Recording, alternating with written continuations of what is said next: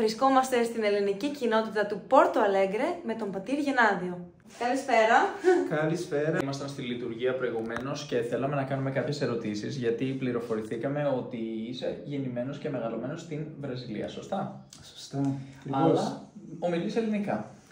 Ναι, γιατί έζησα στην Ελλάδα σχεδόν 6 χρόνια. Σπούδασα στη Θεσσαλονίκη, στο Αριστοτέλειο, έκανα το θεολογικό σχολείο εκεί. Επίσης στη Βραζιλία. Και τώρα είμαι ιερέας, έχω κάνει ένα χρόνο. Και ένα χρόνο ακριβώς που είμαι εδώ, στην ενορία των Αγίων Αποστόλων, μαζί με την κοινότητα των Ελλήνων του Πόρτο Αλέγκρε. Και με τη χάρη του Θεού προχωράμε εδώ με την Ορθοδοξία και με την πίστη. Σήμερα είχαμε τη μεγάλη χάρη του Θεού να έχουμε στην ενορία μας 2 Βραζιλιάνους, γκάουτσος, από εδώ, από το Rio Grande, Πόρτο Αλέγκρε, που έγιναν σήμερα Ορθόδοξοι Χριστιανοί. Βαφτίστηκαν λοιπόν, έτσι? Ναι. Παρευρεθήκαμε κι εμείς σε αυτή τη βάφτιση, αλλά εγώ ήθελα να ρωτήσω πόσα χρόνια υπάρχει η συγκεκριμένη εκκλησία που ήμασταν? Εδώ στο Πόρτο Αλέγκρε, η παρουσία των Ελλήνων εδώ άρχισε τα χρόνια του 1955, που ήρθαν εδώ οι πρώτοι Έλληνες, και είναι πολύ σημαντικό.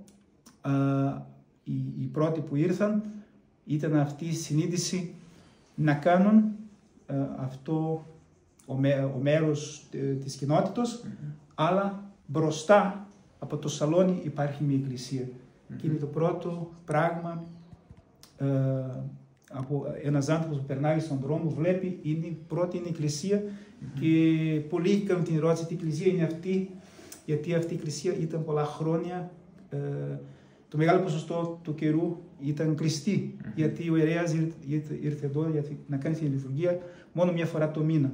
Και τώρα έχουμε τη μεγάλη χάρη να είμαι εγώ εδώ και με τη βοήθεια της Επιτροπής και από τους νέους που έρχονται εδώ, να έχουμε κάθε Κυριακή την χάρη της Θείας Λειτουργίας. Υπέροχο. Αλλά πόσα χρόνια υπάρχει η εκκλησία, δηλαδή από ποιο έτος περίπου μιλάμε, για ποια δεκαετία?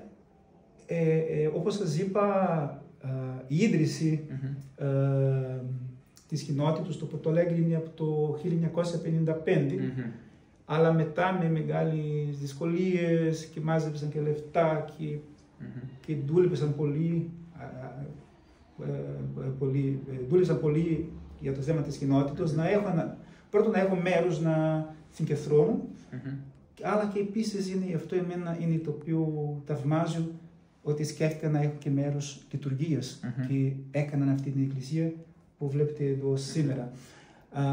Και πολλά χρόνια ήρθαν εδώ ο πατήρ Παναγιώτης Μαϊντάνης, νομίζω περίπου σχεδόν 40 χρόνια, που κάθε μήνα ήρθε από το Φλωριανόπλης εδώ να κάνει τη Θεία Λειτουργία.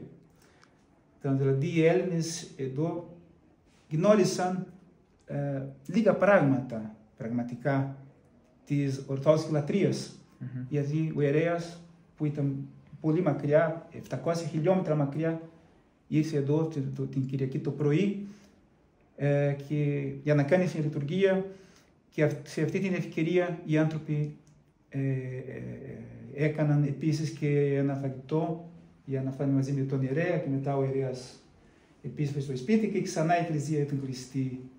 Κάθε εβδομάδα δηλαδή? Κάθε εβδομάδα μόνο μία φορά το μήνα. Αυτό ήταν μία φορά το μήνα? Μία φορά το μήνα. Αλλά πλέον Ναι. Ευτυχώς είναι 4 φορές το μήνα. Είναι κάθε Κυριακή.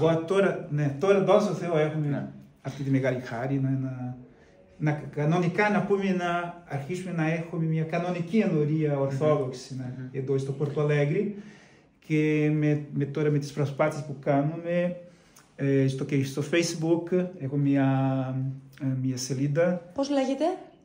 Είναι Παρόκια Ορθοδόξα Γκρέγα dos Santos Apóstolos. Ενορία Ορθόδοξη. Και τι ανεβάζετε σε αυτή τη σελίδα? Αυτή τη σελίδα αναβάζουμε εκεί, είναι περιεχόμενο ορθόδοξο, κατηχητικό, είναι πράγματα πολλά σύντομα, γιατί δεν υπάρχει δυνατότητα να βάλουμε μεγάλα κείμενα. Μόνο για τους ανθρώπους που βλέπουν να σκεφτούν τι είναι αυτή η εκκλησία, τι είναι. Και μέσα από αυτή τη σελίδα αυτό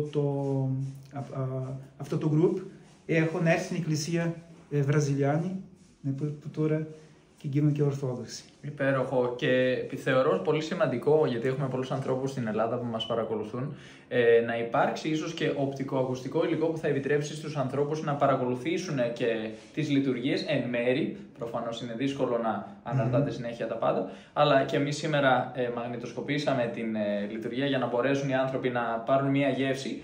Αλλά θεωρώ σημαντικό, αν καταφέρετε και όλα στο μέλλον, να μοιραστείτε κάποιες από αυτές τις στιγμές με τους ανθρώπους που βρίσκονται στην Ελλάδα, γιατί είναι πολλοί που θέλουν πολύ να βρεθούν εδώ, δεν μπορούν να το κάνουν φυσικά αυτοπροσώπως, αλλά ενδεχομένως να το καταφέρουν διαδικτυακά. Σήμερα υπάρχει αυτό, η μεγάλη χάρη, υπάρχει και τα άσχημα, αλλά υπάρχει και τα ωραία και τα θαυμάσια, που αυτά τα μέσα σήμερα μας κάνουν. Και το διαδίκτυο είναι μέσω επικοινωνίας που μπορούμε σήμερα εσείς να είστε εδώ και να παρουσιάζεις εμείς εδώ στην Ελλάδα και σε όλο τον κόσμο που μιλάει ελληνικά. Στο χέρι μας είναι πώς το χρησιμοποιήσουμε το διαδίκτυο. Μπορεί να το χρησιμοποιήσουμε για καλό, μπορεί να το χρησιμοποιήσουμε για κακό, όπως κάθε τι. Ναι. Αυτό εξαρτάται από εμάς, γιατί είναι αυτό το μυστήριο που είναι από την γέννηση. Ναι. Ο άνθρωπος μπορεί να κάνει και το καλό και το κακό. Αυτό είναι η επιθυμία που είναι ένα μυστήριο που είναι στην καρδιά του ανθρώπου και εμείς πρέπει να παλεύουμε να ζητήσουμε τον Θεό το ελαιός του να κάνουμε το καλό. Υπάρχει κάποιο μήνυμα που θα θέλαμε να μοιραστούμε, θα ήθελες να μοιραστείς, Πάτερ, με τους Έλληνες που μας παρακολουθούν αυτή τη στιγμή? Να ξέρουν οι Έλληνες στην Ελλάδα ότι εδώ στο Πορτο Αλέγκρι υπάρχει αυτή η κοινότητα. Είμαστε εδώ, μπορώ να πω, όπως στα χρόνια των Αποστόλων, που η ενορία μας είναι μια φτωχή ενορία, δεν έχουμε, η εκκλησία μας δεν είναι τόσο όμορφη όπως τα θαυμάσια εκκλησίες που υπάρχουν στην Ελλάδα. Δεν έχουμε τις δυνατότητες, δεν έχουμε ούτε και ψάουτες έχουμε κανονικά. Εδώ ο ιερέας, να πούμε, κάνει αυτό το έργο που έκαναν οι πρώτοι Απόστολοι του Χριστού, και αυτό που εμείς, αν κάποιος μπορεί και αν θέλει να μας βοηθήσει, αν μια εικόνα, κάτι, σημείωμα, μερικές φορές μπορούν να μας στείλουν και από την Ελλάδα, γιατί χρειαστούμε, αλλά πρώτα απ' όλα είναι η προσευχή σας, που να μας υποστηρίζει, να είναι στερεωμένος εδώ, για να συνεχίσουμε αυτό το έργο, για να διαδώσουμε την Ορθοδοξία σε όλη την Βραζιλία, σε αυτή την πόλη, γιατί η Ορθοδοξία είναι ένα μεγάλο δώρο που εμείς πολλοί σήμερα έχουν αφήσει, αλλά είναι ένα μεγάλο θησαυρός, μεγάλο μυστήριο της πίστεώς μας, και η δίψη είναι μεγάλη των ανθρώπων εδώ, πολλοί άνθρωποι που βιώσουν πνευματικά προβλήματα, τα οποία είναι πραγματικά πνευματικά, και η Ορθοδοξία είναι η θεραπεία. Ευχαριστούμε πολύ, Πάτερ.